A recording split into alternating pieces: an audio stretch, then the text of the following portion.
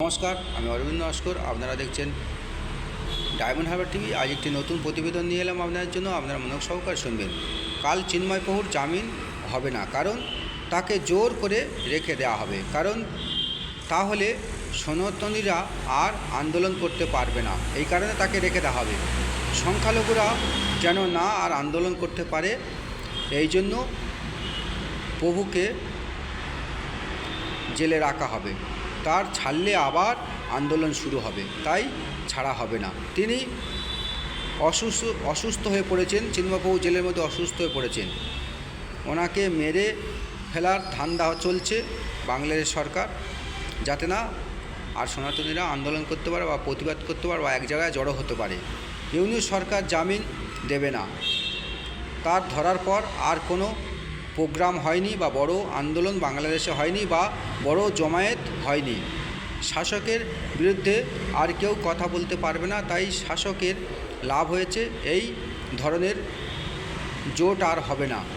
আর ইউনূস সরকার মনে করে সংখ্যালঘুরা হাসিনার লোক, তাই হাসিনার দলকে সামনে এগোতে দেওয়া যাবে না।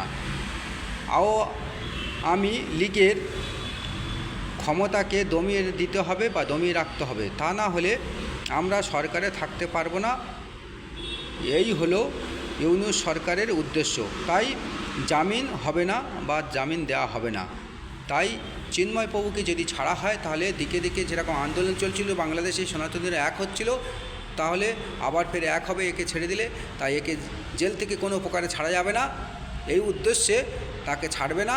এবং চিন্ময় প্রভু জেলের মধ্যে নাকি অসুস্থ হয়ে পড়েছে, আমরা সূত্র মারফত দেখলাম বা আরামবাগ টিভি নিউজ সূত্রে দেখলাম। চিন্ময় প্রভুকে ছাড়া উচিত। তার কোনো অপরাধ নেই, তার কোনো দোষ নেই, তাকে জোর করে রাখা হয়েছে। তার অপরাধ কী ছিল? যে না, পাকিস্তানের পতাকার ওপর ওদের নাকি দলীয় পতাকা টাঙানোর অপরাধে তার কেস করেছিল একজন বিএনপি দলের নেতা। কিন্তু তার জন্য দল তাকে সাসপেন্ড করেছে, যে কেস করেছিল। কিন্তু তার সত্ত্বেও এই মামলা এখনও চলছে। তার কোনো অপরাধ নেই, কোনো দোষ নেই। এবং দেখেও নেই যে চিন্ময়প্রভু নিজে দাঁড়িয়ে থেকে পতাকাটা টাঙিয়েছিল। দেশের পতাকার থেকে নাকি দলীয় পতাকা, সনাতনীদের যে ধর্মের পতাকা নাকি উপরে টাঙিয়েছিল বলে তার এই অপরাধে কেস করা হয়েছে। কারণ জোর করে তাকে জেলে রাখা হচ্ছে, এবং যাতে সনাতনীরা আর দ্বিতীয়বার যেন না ফোঁস করে উঠতে পারে বা এক হতে পারে বা জমায়েত না হতে পারে, সেই উদ্দেশ্যে। এবং ইউনূস সরকার মনে করে যে এরা হাসিনার লোক, সনাতনীরা হাসিনার লোক, হাসিনার দলকে দমিয়ে রাখতে হবে। তাই চিন্ময়প্রভুকে ছাড়া যাবে না বা জামিন হবে না।